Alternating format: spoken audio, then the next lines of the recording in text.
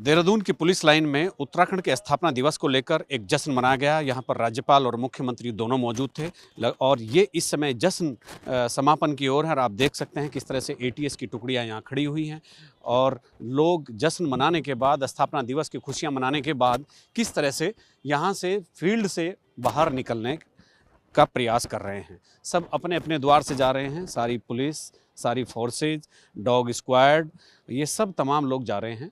और यहाँ पर अभी राज्यपाल गुरमीत सिंह और मुख्यमंत्री पुष्कर सिंह धामी ने प्रदेशवासियों को बहुत शुभकामनाएं दी हैं उत्तराखंड स्थापना दिवस को लेकर के। और इसके अलावा मुख्यमंत्री ने यहाँ ताबड़तोड़ घोषणाएं भी की हैं कि 21 साल का उत्तराखंड आज हो गया है। तो 21 साल के उत्तराखंड के होने के बाद मुख्यमंत्री कैसा महसूस करते हैं, क्या करने वाले हैं, उन्होंने अपना रूट प्लान भी बताया है। सवाल ये नहीं है कि यहाँ पर आज जश्न मनाया गया, सवाल ये भी नहीं है कि आज उत्तराखंड 21 साल का हो गया। जब उत्तराखंड बना तब ये था कि अभी 10 साल तक ये कहते रहे कि उत्तराखंड का बचपन है। 10 से जब 17-18 साल तक जब वयस्क होने की उम्र आती है तब तक ये कहा जाता रहा कि उत्तराखंड अभी किशोर अवस्था में है। और 18 साल के बाद उत्तराखंड वयस्क हो गया और अब 21 साल यानी युवा हो गया है। आज का युवा उत्तराखंड। और पिछले 20-21 साल में उत्तराखंड को क्या मिला, ये एक बहुत बड़ी देखने वाली बात है। जैसा स्थापना दिवस यहाँ पर मनाया जा रहा था ऐसा सभी जिलों में मनाया जा रहा है। यहाँ पर विशेष बात इस पुलिस लाइन में ये है कि यहाँ पर राज्यपाल, मुख्यमंत्री, मुख्य सचिव और तमाम बड़े विशिष्ट महानुभाव यहाँ पर मौजूद थे। यहाँ पर पुलिस की रैतिक परेड हुई। स्कूली छात्र थे, छोटे थे, बड़े थे। आप देख सकते हैं कि छात्र किस तरह से लाइन अप होकर इस समारोह में शामिल होने के बाद अपने घर को वापस जा रहे हैं। ये एक ऐसी स्थिति बता रहा है, ये एक विशेष दिन है। हालांकि स्थापना दिवस तो हर राज्य का होता है, लेकिन ये एक ऐसी विशेष परिस्थिति है जब उत्तराखंड 21 साल का हो गया है। और 21 साल को हम ये मान लेते हैं कि 21 साल में ये एक कोई भी व्यक्ति जवान हो जाता है, वो एक जिम्मेदार हो जाता है, वो एक जिम्मेदारी का निर्वहन करने के लिए वो अपने आप को उपयुक्त पाता है। वो एक ऐसी स्टेज पर होता है जब वो किसी भी तरह की जिम्मेदारी निभाने के लिए क्षमतावान होने की तरफ अग्रसर होता है। लेकिन सवाल ये है कि 21 साल के उत्तराखंड को 11 मुख्यमंत्री मिले और अगर एनडी तिवारी के 5 साल उनमें से हटा दिए जाएं तो 16 साल में 10 मुख्यमंत्री इस उत्तराखंड को मिले हैं। हर साल इसी तरह का जश्न मनाया जाता है, हर साल यही स्थापना दिवस होता है, हर साल यही रैतिक परेड होती है, हर साल बड़े बड़े दावे होते हैं और हर साल अगले आने वाले समय में तमाम संभावनाओं के द्वार खोलने के वो दावे किए जाते हैं जो हमेशा राजनेता करते आए हैं। नित्यानंद स्वामी से लेकर के आज पुष्कर धामी तक 11वें मुख्यमंत्री के रूप में इस राज्य की जनता ने 11 मुख्यमंत्री देखे।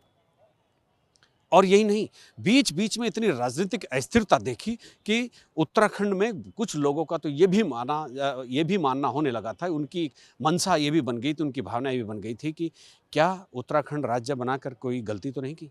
लेकिन ऐसा नहीं होता, जब कोई राज्य बनाया जाता है तो गलतियां नहीं होती हैं और जो थोड़ी बहुत गलतियां होती हैं वो सुधार होता है। लेकिन पर्यटन से भरपूर और नैसर्गिक और रमणीक स्थलों से भरपूर उत्तराखंड राज्य में आज तक पर्यटन खड़ा क्यों नहीं हो पाया, ये सोचने वाली बात होगी। राजस्थान जैसा राज्य रेत पर पर्यटन खड़ा कर सकता है और यहाँ पर कुदरत ने इतनी सारी चीज़ें दी हैं, फिर भी कोई पर्यटन एक ऐसा खड़ा नहीं हुआ जो मील का पत्थर साबित हो गया हो। बगल में हिमाचल है, उससे भी किसी ने कोई सबक नहीं लिया। खैर, स्थापना दिवस है, आज शुभकामनाओं का, खुशियां मनाने का दिन है, लेकिन इन सब चीज़ों पर विचार जरूर करना होगा। प्रति व्यक्ति आय कागजों में बढ़ाकर क्या हम उत्तराखंड को आगे ले जा सकते हैं? क्या हम हर साल स्थापना दिवस में दर्जनों घोषणाएं करने के बाद हम उत्तराखंड को आगे ले जा सकते हैं? क्या हम केवल रोजगार के दावे करने के बाद और रोजगार नहीं देने के चलते और इस राज्य को आगे ले जा सकते हैं? क्या हम बगैर किसी ठोस कार्य योजना के, बगैर किसी दीर्घकालीन ठोस कार्य योजना के हम राज्य को आगे ले जा सकते हैं? कौन इस बात का साक्षी नहीं है जो राजनीतिक समझ बूझ रखता हो कि नित्यानंद स्वामी जब पहले मुख्यमंत्री यहाँ पर बने तो उनके बाद उन्हें हटा दिया गया, फिर भगत सिंह कोश्यारी आ गए और भगत सिंह कोश्यारी के बाद फिर एनडी तिवारी सरकार आती है और एनडी तिवारी ही एकमात्र मुख्यमंत्री थे जो 5 साल रहे।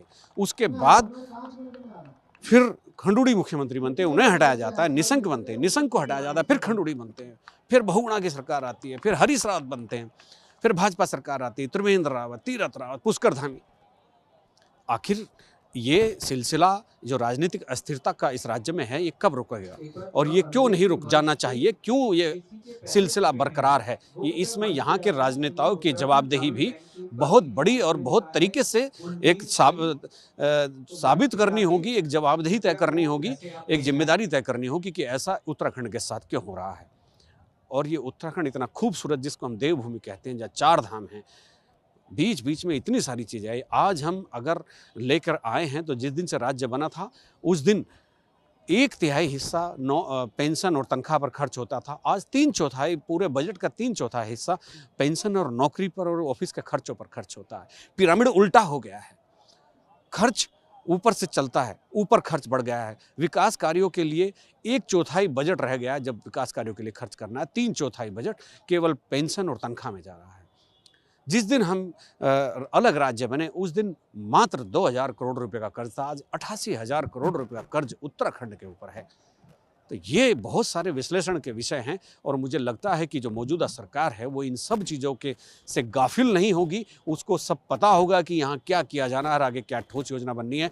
उम्मीदों पर दुनिया कायम है। हमें अभी भी उम्मीद है कि उत्तराखंड को प्रगति के मार्ग पर आगे ले जाने के लिए सभी का सहयोग बहुत ज़रूरी होगा। उसके लिए एक राजनीतिक और चैतन्य सरकार का यहाँ होना बहुत ज़रूरी है। हम ये तो दावा नहीं करते कि जितनी सरकारें रही वो चैतन्य नहीं थी, लेकिन राजनीतिक अस्थिरता किसी भी प्रदेश को आगे बढ़ने से रोक देती है। अपने सहयोगी कैमरामैन निशांत चौहान के साथ देहरादून पुलिस लाइन से एबीपी गंगा के लिए अजीत सिंह राठी।